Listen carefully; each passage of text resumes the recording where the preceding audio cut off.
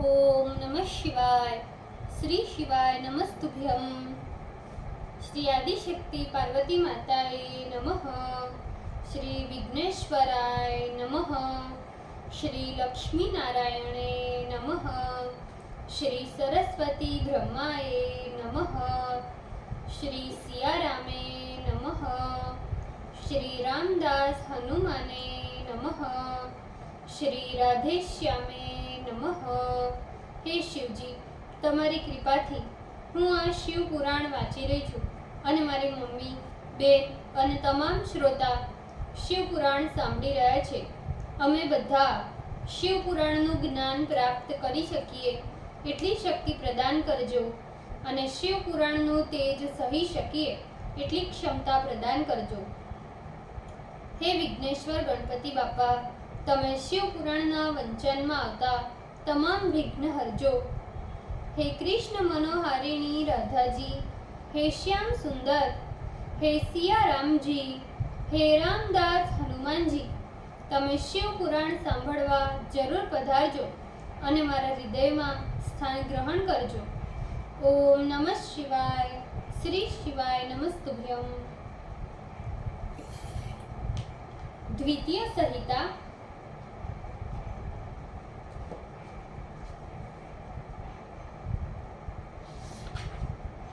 शिव सती विवाह वर्णन 1600 अध्याय. Page number 263. वह सती भी लोक कल्याण के लिए दक्ष प्रजापति की कन्या के रूप में प्रकट हुई. जिन शिव भक्तों के उद्धार के लिए अनेक प्रकार की लीलाएं की, उन शिव के वाम भाग में भगवान वैकुंठ है, दक्षिण भाग में मैं हूँ और रुद्र उनके हृदय है. इस प्रकार शिव जी भी 3 प्रकार के कहे गए हैं. हम विष्णु तथा रुद्र तीनों गुणों से युक्त है, किंतु परमात्मा परब्रह्म सदाशिव सर्वदा निर्गुण एवं निराकार है. विष्णु सत्व के प्रतीक है, रजोगुण का प्रतीक मैं हूँ तथा तमोगुण के प्रतीक रुद्र है. लोकाचार से ऐसा व्यवहार किया जाता है, किंतु नाम के कारण वस्तुतः तत्व इससे सर्वथा भिन्न है. विष्णु भीतर से तमोयुक्त और बाहर से रजोगुण से युक्त है. रुद्र भीतर से सत्वगुण एवं बाहर से तमोगुण युक्त है. किंतु हे मुने, मैं तो भीतर और बाहर दोनों से ही रजोगुण युक्त हूँ. इसी प्रकार देवियों में भी रजोगुण युक्त सुरा देवी है, सत्व स्वरूपा सती देवी है और लक्ष्मी तमोगुण से युक्त है. इस प्रकार पराम्बिका के भी 3 स्वरूप कहे गए हैं. जब शिवा सती के रूप में दक्ष के यहाँ उत्पन्न हुई तो भगवान शंकर के साथ ब्याही गई, क्योंकि पिता दक्ष ने अपने यज्ञ में शिव का भाग नहीं दिया. इसीलिए सती ने क्रोध से उस यज्ञ में अपना शरीर त्याग दिया. फिर उन्हीं सती ने देवताओं की प्रार्थना किए जाने पर हिमालय के यहाँ पार्वती रूप में जन्म ग्रहण किया और घोर तपस्या करने के बाद शिव जी को पुनः प्राप्त किया. हे मुनीश्वर, उन देवी के कालिका, चंडिका, भद्रा, चामुंडा, विजया, जया, जयंती, भद्रकाली, दुर्गा, भगवती, कामाख्या, कामदा, अंबा, मृडानी एवं सर्वमंगला आदि अनेक नाम उनके गुण कर्मों के अनुसार और भोग और मोक्ष को देने वाले हैं. इस प्रकार गुणमयी तीनों देवियों तथा गुणमय तीनों देव मिलकर सृष्टि के उत्तम कार्य का संचालन करते हैं. हे मुनि सत्तम, जैसा कि शिव जी की आज्ञा से मैंने इस ब्रह्मांड की रचना की है, मैंने तुमसे सृष्टि के उत्तम प्रकार का वर्णन किया। ये शिव परब्रह्म कहे जाते हैं और ये तीनों देवता ब्रह्मा, विष्णु तथा रुद्र उन्हीं के गुण भेद के अनुसार तीन रूप है। ये सर्वदा स्वतंत्र निर्गुण परमात्मा सगुण होकर मनोरम शिवलोक में शिवा के साथ रमण करते हैं। उनके पूर्ण अवतार रुद्र साक्षात शिव स्वरूप है। उन्हीं पंचवक्त्र सदाशिव ने अपने रमण के लिए कैलाश में अपना दिव्य भवन बनवाया है। ब्रह्मांड के नाश होने पर भी कभी उसका नाश नहीं होता। सप्तदश अध्याय शिव का कैलाश गमन, कुबेर से मित्रता तथा गुण निधि चरित्र वर्णन।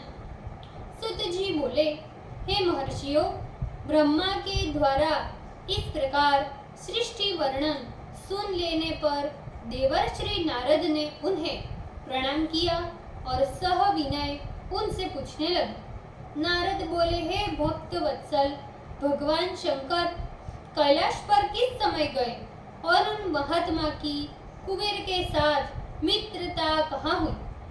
परिपूर्ण शिवाकृति श्री महादेव जी ने वहां पर क्या किया? हे ब्राह्मण, ये सब मुझसे कहिए, मुझे बड़ा कुतूहल हो रहा है। ब्रह्मा जी बोले, हे नारद, शंकर का चरित्र मैं वर्णन करता हूँ, तुम सुनो। वे जिस प्रकार कैलाश गए और जिस प्रकार कुबेर से उनकी मित्रता हुई। कांपिल्य नगर में सोमयाजियों के कुल में यज्ञ विद्या विशारद यज्ञदत्त नाम का एक दीक्षित ब्राह्मण था।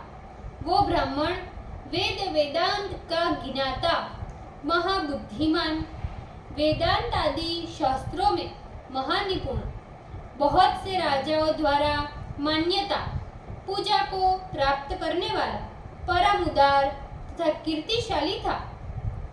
वह नित्य अग्नि की परिचर्या यानी अग्निहोत्र तथा वेदों के स्वाध्याय में लगा रहता था। चंद्रबिंब के समान उसके अंग रमणीय थे, इसलिए वह सुंदर भी था। इसी में यज्ञदत्त दीक्षित का गुण निधि नामक एक पुत्र था। यज्ञदत्त ने 8 वर्ष की अवस्था में उसका उपनयन संस्कार करने के पश्चात उसको अनेक प्रकार की विद्याओं को पढ़ाया, किंतु दैव दुर्योग से वह पिता के अनजान से धृत कर्म करने में प्रवृत्त हो गया। वह माता के पास से बहुत सा धन लेकर जुआड़ियों को देने लगा और उन्हीं से मित्रता भी कर ली। वह उस धृत कर्म से इतना बिगड़ गया कि उसने ब्राह्मणोचित आचार विचार का त्याग ही कर दिया और संध्या तथा स्नान आदि नित्य कर्म से भी परान्मुख रहने लगा। वेद शास्त्र, देवता तथा ब्राह्मणों की निंदा करने लगा। वह स्मृतियों में कहे गए ब्राह्मणोचित आचार से परिभ्रष्ट होकर गाने बजाने में अपना विनोद करने लगा। इतना ही नहीं, उसने नटों, पाखंडियों तथा भांडों के साथ अपनी मैत्री भी कर ली। वह माता के द्वारा कहे जाने पर भी अपने पिता के पास नहीं जाता था। घर के अन्य कार्यों में व्यस्त हुआ वह दीक्षित ब्राह्मण जब जब अपनी स्त्री से पूछता कि हे दीक्षिताइनी, हमारा गुण निधि पुत्र घर में बहुत दिनों से दिखाई नहीं पड़ता, हे कल्याणी, बता वह कहाँ रहता है और क्या करता है? तब तब वह ब्राह्मणी उनसे प्रताड़ित करते हुए कहती, अभी अभी बाहर गया है। इतने समय तक तो वह घर पर ही स्नान कर देवार्चन करता रहा है। कभी कहती, अभी गुण निधि घर पर अध्ययन कर रहा है, किंतु 2-3 मित्रों के साथ अध्ययन करने के लिए बाहर गया है। माता को एक ही पुत्र था, इसलिए स्नेहवश वह ऐसा कहती हुई। दीक्षित ब्राह्मण को बहुधा इस प्रकार प्रताड़न करती रही। इसी कारण दीक्षित को उसके कर्म तथा आचरण के विषय में कुछ भी था न चला। उसने 16वें वर्ष में उसका केशांत संस्कार भी कर दिया। तदंतर दीक्षित ने गृहयुक्त विधान से अपने उस पुत्र का विवाह संस्कार भी कर दिया। हे नारद, गुण निधि की माता प्रतिदिन अपने पुत्र को एकांत में बैठाकर मृदु वचनों से स्नेह से पुचकारते हुए उसे समझाती कि हे पुत्र, देखो तुम्हारे पिता बहुत बड़े विद्वान हैं, किंतु बड़े क्रोधी भी है। यदि कहीं से उनको तुम्हारे दुराचार का पता लग गया तो वे तुम्हें तथा मुझे भी मारेंगे। हे पुत्र, मैं तुम्हारी सारी बुराइयों को तुम्हारे पिता से छिपाए रखती हूँ। तुम्हारे पिता की इस लोक में प्रतिष्ठा सदाचार के कारण है और वे सदाचार के ही कारण लोकमान्य है, धन से नहीं। हे तात, ब्राह्मणों का धन सद्विद्या तथा सत्संगति है। अतः हे प्रिय पुत्र, तुम अपना मन प्रसन्नता से अच्छे कार्यों में क्यों नहीं लगाते? तुम्हारे पूर्वज पितामह आदि उत्तम श्रोत्रिय वेद विद्या के पारंगत विद्वान, दीक्षित तथा सोम यज्ञ के माने हुए विद्वान होने के कारण बड़ी प्रसिद्धि प्राप्त कर चुके हैं। अतः तुम दुर्जनों का साथ छोड़कर सज्जनों के साथ मैत्री करो, उत्तम विद्या में मन लगाओ, ब्राह्मणोचित सदाचार का पालन करो। तुम रूप से तो अपने पिता के तुल्य हो, फिर यश, कुल तथा शील से भी उनकी बराबरी क्यों नहीं करते? इतने बड़े कुल में ऐसे प्रतिष्ठित पिता के पुत्र होकर भी तुम्हें इस प्रकार के घृणित कार्य में लज्जा नहीं आती? हे पुत्र, तुम अपनी बुरी आदतों को छोड़ दे।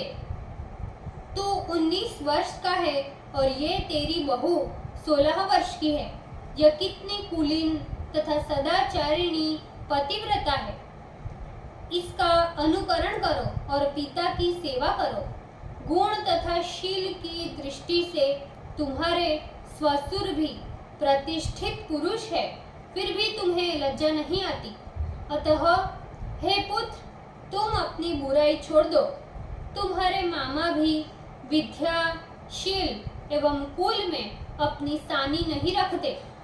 अतः तेरा तो मातृकुल तथा पितृकुल दोनों ही प्रशस्त है, फिर भी तुम नहीं डरते। और तो बात दूर जाने दो, तुम इन पड़ोसी ब्राह्मण कुमारों को देखो तथा अपने घर में विद्या विनय परायण अपने पिता के इन शिष्यों की ओर भी देखो। हे पुत्र, यदि तुम्हारी बुराइयों का पता राजा को लग गया तो वह तुम्हारे पिता से अपनी श्रद्धा हटाकर तुम्हारे पिता को दी जाने वाली वृत्ति भी बंद कर देंगे। अभी तो लोग तुम्हारा लड़कपन समझकर ध्यान नहीं देते, किंतु बाद में तुम्हारे पिता की दीक्षित पदवी भी अपहरण कर देंगे। सभी लोग दुष्ट वाक्यों से तुम्हारे पिता तथा मुझ माता को धिक्कारेंगे और कहेंगे कि इसकी माता दुष्चरित्र है, जिनके प्रभाव से यह लड़का भी दुष्चरित्र बन गया।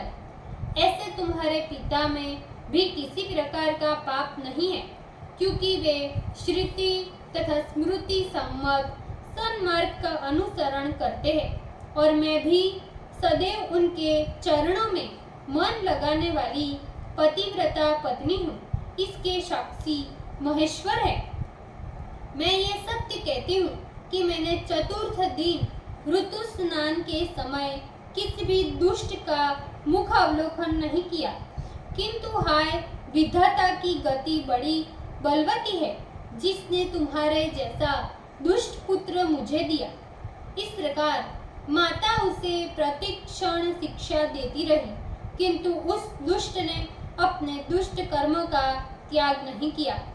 क्योंकि व्यसन के कारण माता की शिक्षा से उसे प्रबोध नहीं होता था।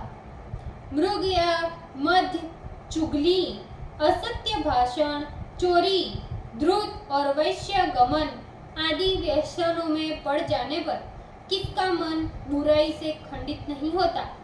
वह दुष्ट घर में जो जो सामान, वस्त्र, पेटी आदि देखता था वह सब कुछ जुआरियों को दे देता था।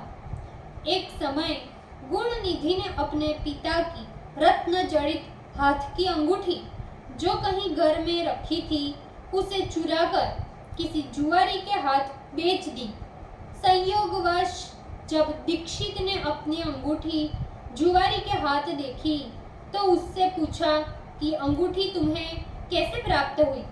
इस प्रकार जब दीक्षित ने उससे बारंबार आग्रहपूर्वक पूछा तो उसने कहा, हे ब्राह्मण, तुम मुझसे बारंबार इस प्रकार क्यों पूछते हो? क्या मैंने तुम्हारी ये अंगूठी चोरी की है? मैंने तुम्हारे पुत्र को रुपया देकर इसे खरीदा है। अभी उसी दिन उसने अपनी माता की साड़ी चुराकर मुझे बेची थी। उसने मुझे ही केवल ये अंगूठी नहीं दी, किंतु और जुआरियों को भी उसने बहुत सा धन जैसे रत्न की पेटी, बहुमूल्य वस्त्र, कमंडलू एवं कांसे तथा तांबे के बने हुए बहुत से बर्तन भी दिए हैं। जुआरी उसे नित्य नंगा कर तथा बांधकर उसकी दुर्गति करते रहते हैं। इस पृथ्वी तल पर ऐसा कोई जुआरी नहीं है जैसा वो है। हे दीक्षित, ये आज तक तुम नहीं जानते कि तुम्हारा लड़का जुआरियों में शिरोमणि तथा अविनय एवं अनीति में महान चतुर है। इन बात को सुनते ही दीक्षित का सिर लज्जा से नीचे झुक गया और वे वस्त्र से अपना मुंह ढककर अपने घर को चले गए। तब श्रोत स्मार्त कर्मपरायण यज्ञदत्त दीक्षित अपनी महापतिव्रता पत्नी से कहने लगा। यज्ञदत्त दीक्षित ने कहा, हे दीक्षितायिनी, हे द्रुते, बता वह तुम्हारा गुणनिधि पुत्र कहाँ है? अच्छा, वह जहाँ कहीं भी हो, ये बात तो अभी दूर की है। तू पहले बता, मेरी वो अंगूठी कहाँ है जिसे तेल की मालिश करते समय तुमने मेरे हाथों से निकाल कर रख ली थी। वह रत्नमयी मेरी अंगूठी तू लाकर शीघ्र मुझे दे। इस बात को सुनते ही दीक्षितायिनी कुछ डर सी गई और बोली, मध्याह्न काल उपस्थित हो गया है। मैं स्नान तथा मध्याह्न की क्रिया में व्यग्र हूँ। अभी मुझे देवता की पूजा के लिए सभी सामग्री एकत्रित करना है। हे प्रिया तीथे, कहीं ऐसा न हो समय बीत जाने के कारण अतिथि बिना भोजन किए ही घर से निराश होकर लौट जाए। मैं इस समय पकवान बनाने में व्यग्र हूँ। आपकी अंगूठी किस प्रकार और किस पात्र में रखकर भूल गई हूँ। अभी मुझे उसकी याद नहीं हो रही है। दीक्षित ने कहा, हे दुष्ट पुत्र को उत्पन्न करने वाली, सर्वदा सत्य बोलने वाली, मैंने जब जब तुमसे पूछा कि पुत्र कहाँ है, तब तब तुम ये कहती रही कि वह अभी पढ़ रहा था, किंतु अध्ययन के लिए इस समय अपने 2-3 मित्रों के साथ बाहर गया है। हे पत्नी, बता वह मजीटे के रंग वाली साड़ी जिसे मैंने तुम्हें दी थी वो कहाँ है? वह तो इस घर में बराबर टंगी रहती थी। तू भय छोड़कर सत्य सत्य बता।